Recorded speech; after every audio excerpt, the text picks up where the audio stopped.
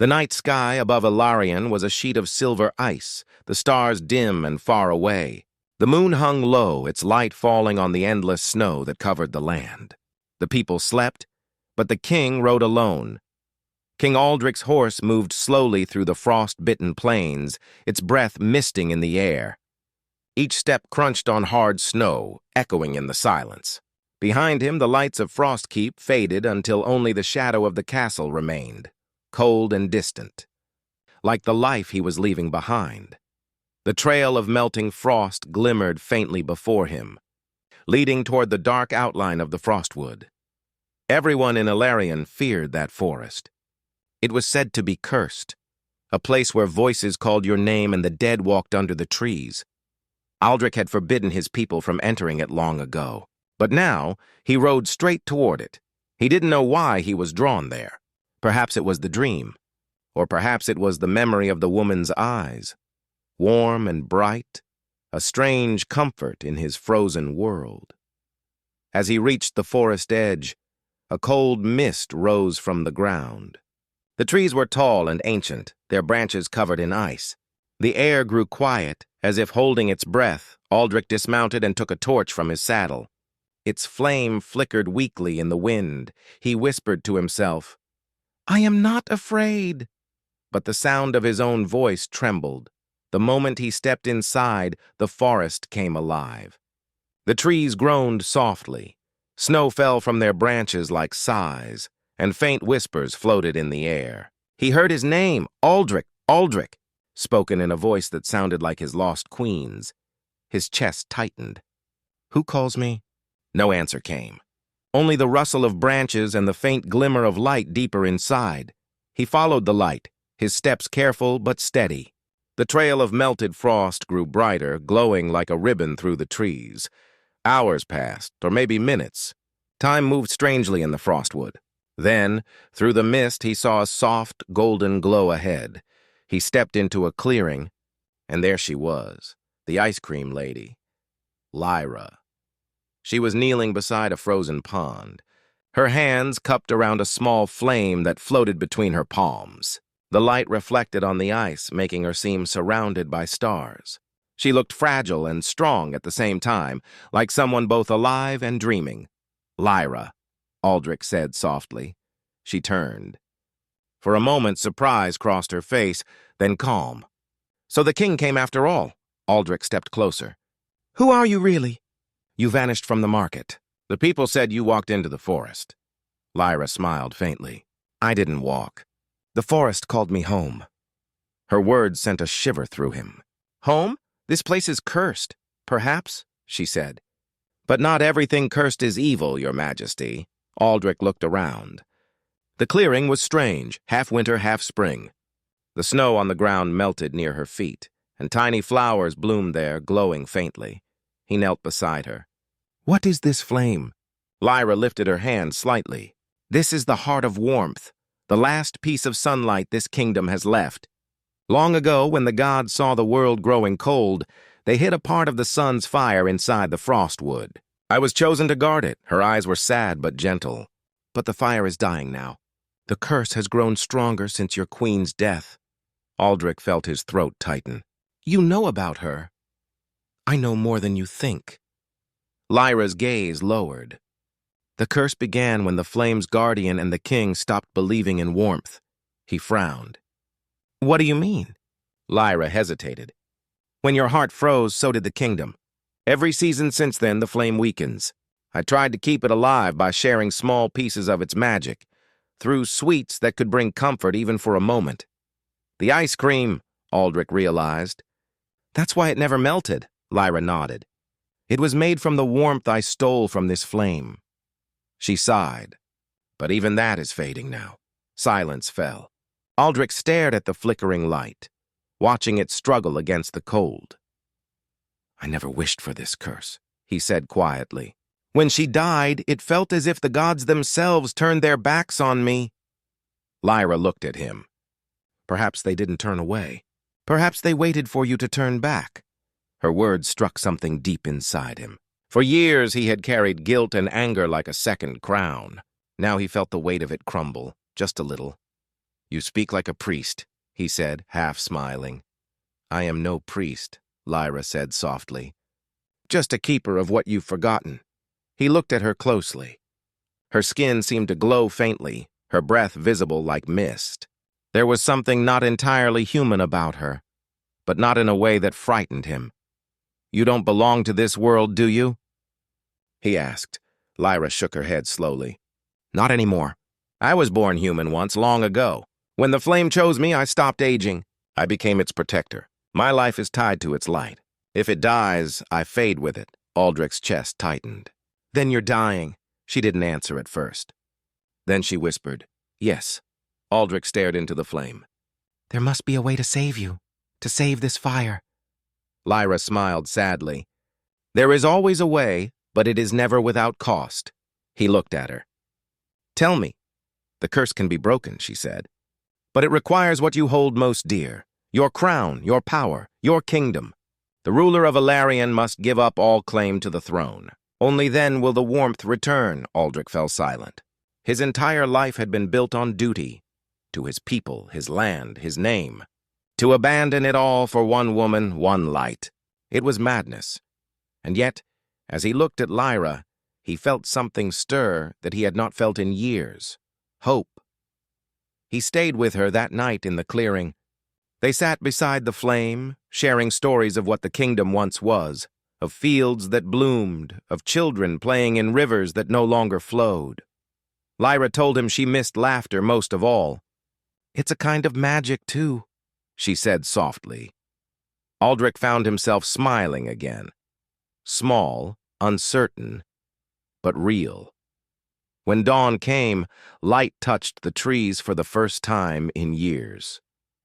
Frost shimmered like glass, and for a heartbeat the kingdom seemed alive again. Lyra stood slowly, her body trembling. The flame in her hands flickered weakly. The curse is stirring, she said. It knows you are here. The curse? Aldrich asked. She nodded. The shadow veil, the spirit born from despair. It took your queen. It feeds on sorrow, and it wants the flame. If it senses hope again, it will come for us. Aldrich's hand moved to his sword. Then let it come. Lyra looked at him with quiet fear. You can't fight it with steel, your majesty. It is not a creature. It is your grief given shape. The ground trembled slightly, and a dark mist began to rise between the trees. The air turned sharp and heavy. Lyra's voice shook. Go, Aldrich. Leave the forest. It will follow me instead. I will not leave you, he said firmly. The mist thickened, swirling like smoke. From it came faint whispers, voices of the dead calling his name again and again. Aldrich gripped her arm. Tell me what to do. Her eyes filled with tears that glowed faintly in the dark. You must choose when the time comes. Between your crown and your heart. The flame between her hands flared suddenly, casting golden light through the clearing. The darkness recoiled for a moment, hissing like a wounded beast. Aldrich pulled her close, shielding her from the cold wind. Then I will choose both, he said stubbornly. Lyra smiled through her tears. No one can. Not even a king. The ground cracked beneath them, light and shadow colliding. The flame dimmed. Lyra's body trembled, her strength fading. Aldrich, she whispered, if I fall, do not mourn me. Just remember warmth. He held her tighter, desperate to keep her from slipping away. You will not fall, he said. Not while I live, but even as he spoke, her skin turned pale as frost, and the flowers around them wilted. Lyra's voice was faint now, almost a breath. The curse feeds on my heart now. You cannot save me without breaking your crown. Aldrich's eyes filled with horror. Then I will break it. The darkness howled, a deep, terrible sound that shook the forest. The flame flickered, then vanished completely. Leaving them in near darkness, Aldrich shouted her name. But his voice was swallowed by the wind, and then silence. Only the faint echo of her last words remained in his mind. The kingdom of Ilarion lay buried beneath an endless winter. For years, snow had never stopped falling, and the sky was always pale and silent, like an old wound that refused to heal. The people spoke softly and walked quickly, for even the wind seemed to listen. Laughter was a forgotten sound. King Aldrich of the North ruled from the Frost Keep, a castle carved from blue ice and sorrow. He had once been known as the King of Light, beloved by his people for his kindness and strength. But the day the queen died, his smile vanished, and so did the warmth of the kingdom. No one dared speak her name now. The people called her the Lost Queen, taken by the curse that swallowed her during a storm of black snow. Some said Aldrich's grief had angered the old gods. Others whispered that the curse was born from his own broken heart. Only one person dared to break the silence around him, a boy with bright eyes and too much curiosity. Prince Rowan, Aldrich's young nephew, had come to live in the castle after his parents died in a border war. He was only 9, but his laughter still carried through the empty halls, like sunlight breaking through frost. Aldrich often watched him from the balcony, wondering how the child could still smile in a world that had forgotten joy. Rowan reminded him of everything he had lost: innocence, warmth, and hope. And yet he could not send the boy away. One morning, a thin sun rose above the frozen plains, casting a rare golden glow on the kingdom. Rowan tugged at Aldrich's sleeve, eyes wide with excitement. "Uncle, please! The market is open today. Let's go see it." "The market?" Aldrich asked quietly, setting down his goblet of hot mead. "There's nothing there but old traders and cold stones." Rowan grinned. "But maybe today there's something new." Aldrich sighed, but something in the boy's face, that pure, reckless hope, made him stand. "Very well, but only for a short while." The guards followed at a respectful distance as the king and his nephew walked through the streets of the capital. The people bowed deeply, murmuring blessings. Aldrich acknowledged them with a nod, though his eyes held little life. The marketplace was alive with rare energy. Crystals glowed faintly on the stalls, enchanted by fading magic. Merchants called out soft greetings, careful not to sound too cheerful. Then Rowan stopped suddenly. "Uncle, look!" he whispered, pointing ahead. Aldrich followed the boy's gaze and saw her. A small wooden stand stood near the fountain, surrounded by curious townsfolk. Behind it was a woman dressed in simple white, her hair a shade of pale gold that shimmered even in the dull light. She was handing cones of ice cream to children. But the strange thing was that the ice cream never melted, not even in the touch of warm hands. The woman smiled as she worked, and that smile seemed to carry real warmth, not the forced kind people wore in front of their king. Her voice was soft and calm, and when she laughed, it sounded like the first crack of ice in spring. Rowan stared, then turned to Aldrich. "She's beautiful," he said honestly. "She makes everyone look happy." Aldrich felt an old ache in his chest, one he thought long buried. "She is unusual," he admitted. Rowan, full of mischief, pulled his uncle closer to the stand. The woman noticed them and bowed lightly. "Your Majesty," she said gently, "would you like to try one? It's made from frostberries and sunlight honey." Aldrich hesitated. It had been years since anyone had spoken to him with such ease. "I do not eat sweets," he said quietly. Rowan grinned. "But I do." The woman laughed and handed the boy a cone. "Then this one is for you, little prince." Rowan took a big bite, his eyes lighting up. "It tastes warm and cold at the same time." People nearby chuckled. The moment felt strange, light, yet fragile. Then Rowan looked at the woman, then at his uncle, and said loudly, "If you were my uncle's wife," he'd smile more. The market fell silent. The woman froze, her cheeks flushing pink. Aldrich's breath caught. For a heartbeat, he felt the eyes of the entire crowd on him. Then, something unexpected happened. The woman laughed softly. "Children speak truth without fear," she said, meeting the king's gaze. "But smiles are rare treasures, Your Majesty. Perhaps one day, even winter will allow them again." Aldrich felt something stir inside him. A flicker, small and dangerous, like an ember in the dark. He bowed his head slightly, unsure what else to do. "Perhaps," he murmured. "And perhaps it begins with simple words." Before Rowan could say anything more, Aldrich turned away. The guards followed him, and soon the crowd went back to its whispers and trades.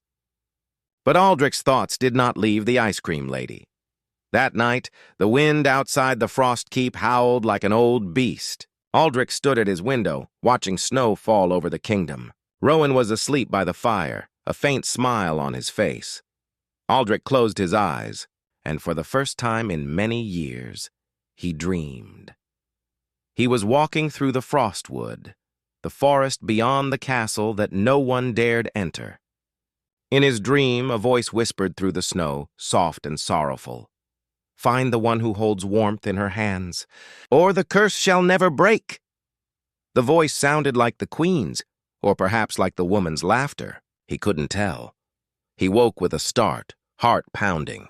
The candles in his chamber flickered wildly, though there was no wind. "Just a dream," he whispered to himself. But when he looked at his hands, he saw faint traces of frost melting across his skin, as if he had truly walked through snow.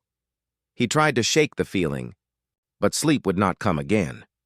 The next morning, Rowan woke early, eager to visit the market again. "Can we go see the ice cream lady, Uncle?" he asked with a bright smile. Aldrich hesitated, uncertain why his chest tightened at the question. "Perhaps later," he said. "We have meetings today." Rowan pouted but nodded politely. Still, by midday, Aldrich could no longer ignore his thoughts. Against his own reason, he called for a guard. "Send word to the market," he ordered. "I wish to speak with the woman who sells enchanted ice cream." The guard returned an hour later, his face pale. "Your Majesty, there is no such woman at the market. The stand is gone. No one remembers her leaving." Aldrich frowned. "Gone without trace?" "Yes, sire. But some traders say they saw a trail, drops of melted frost leading toward the forest edge, the frostwood." That name alone made even the bravest knight shiver. It was said that those who entered never returned, that shadows walked there, and the air whispered curses. Still, Aldrich couldn't shake the image of her eyes, bright with a warmth that didn't belong to this world. That evening, he stood on the castle balcony once more, staring at the horizon. Snow fell in slow, silent flakes, glimmering under the faint moonlight. The frostwood loomed in the distance, dark, vast, and waiting. Rowan came to stand beside him, holding a small piece of ice cream wrapped in cloth. "I saved some for you," he said quietly. Aldrich smiled faintly, the first true smile in years. "Thank you, Rowan." He took a bite. The flavor was strange, cold, but comforting. And for a brief second, he thought he tasted sunlight. When he looked down, the piece of ice cream had melted completely, leaving behind a tiny golden spark that flickered once before fading away. Aldrich's heart beat faster. He looked toward the frostwood again, the voice from his dream echoing in his mind. "Find the one who holds warmth in her hands." The wind blew softly across the balcony, carrying with it the faint scent of frostberries and honey, and for the first time in many winters, King Aldrich felt the cold less than the longing in his heart. He knew what he must do. Cliffhanger. That night, as the moon rose high and silver, King Aldrich rode alone toward the forest, following the trail of melting frost that led deep into the cursed woods, where warmth and darkness awaited him both.